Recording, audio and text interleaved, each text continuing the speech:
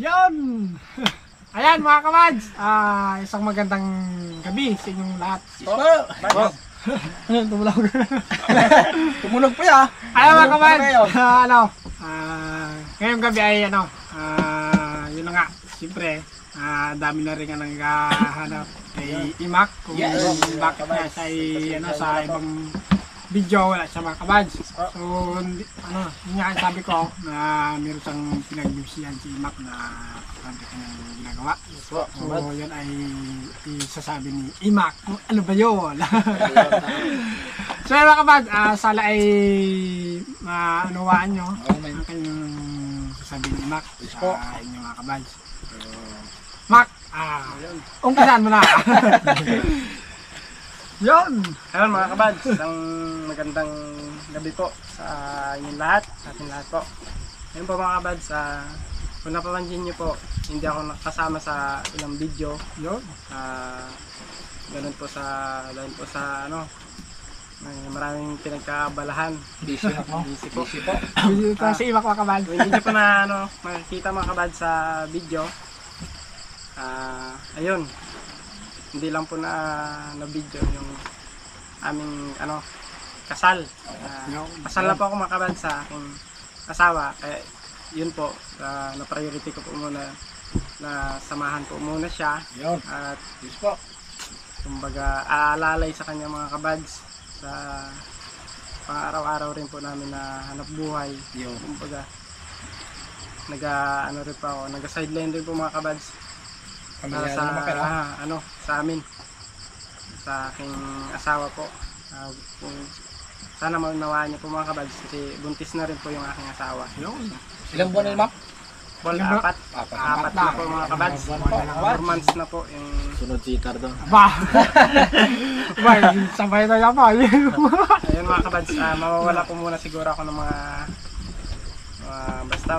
kung ilang matagal-tagal mga kabads, pero yan mga kabads, makikita nyo pa rin po ako. Yun po mga kabads. Ang makikita nyo muna po siguro sa video, sina Paul, sina Yutar, saka si Poy. Ayun po mga kabads. Sana maunawaan nyo po ako mga kabads. Aking sitwasyon rin po bilang pamilyado at may asawa na rin po. Pero ito po masasabi ko sa inyo mga kabads, sana hindi pa rin po kayo magsawang panoodin ang channel na Kuro Boys. Nandito pa rin po tayong lahat. Kita nyo pa rin po kami mga kabads. At magpapakita pa rin po ako. Yes! Ayun. Siyempre naman. Ayun. May pinagkakabalan lang po. Kailangan po mga kabads ng katuwang ng aking asawa. Ay hindi ko mo po mapabayaan. Kaya samahan po muna siya. Sideline po muna ako ng ibang trabaho mga kabads. Ayun. Maraming salamat po mga kabads. Ingat po tayo lagi. Yun ang pinagkabala ni Imak mga kabads na wala sa video. Inintindi niyo yung mga kailangan sa pagtrabaho, yung mga papel, nilakad niya. Saka nag-intindi rin siya ng sila dala ng asawa niya, nagpakalapan sila, PhilHealth. So medyo importante ito sila mga kabads, medyo natagalan din. Kaya sa ibang video talaga wala si Imak mga kabads po. Kaya yung sabi ko na meron lang malagang importante na malaga na ilakad na talagang importante nga talaga. Yun mga kabads ay talagang sabi nga ni Mac na siyempre priority niya yung kanyang pamilya na para sa kanilang maging bibi. Si Panakin anak, ko Panakin mga kabads. Panakin kami. Ako lang siya pala.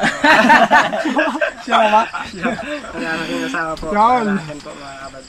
Kasi mga kabads, ka talaga kung siyempre siguro naman alam niyo din mga kabads sa presentang namin sa vlog na kumbaga siyempre kung kami ni po ay binata si Imak may tsaka magkaanak na sa siyempre makikita yung kabads na kumbaga medyo sa isang buwan parang kapos, yung ano, yung ano nila. Pero sa kay Paul, magaling si Paul sa hindi ko Ay, kaya sa labay. Sideline din ako eh. Hindi pa ako marunong sa sa labay talaga. Ay, kasi si Paul, ano yun eh. Biyasa na talaga si Paul sa mga labay. Kalabay kasi minsan si Paul mga kabads. Si Imak ay wala pang bangka na pang labay. So, ano ba, nang kailangan pang talagang matagal na training, pagsasanay sa labay. So, kailangan na natin kailangan ko talagang rin para sa aking asawa. Kasi panakin talaga. Kaya yun lang sideline po muna ako mga kabads. Mag-alatar sa sunod. Kaya yun lang naisipan ni Imak na baka ay sideline mo na siya sa ibang trabaho na kumbaga ay pang samantala na trabaho mo muna ganun. So, para mapaghandaan niya yung pag-anak ng asawa mga kabads. Mga kabads. Sana mga kabads ay maunawaan nyo at sana kayo magtapo kay Imak kung siyempre decision ni Imak yan, kaya kailangan natin suportahan saan man siya masaya, kung saan man siya ngayon punta. Malapit tayo mga kabads, dyan lang naman. Magapunta lang kami doon maka. Ano ka namin bisitahin namin.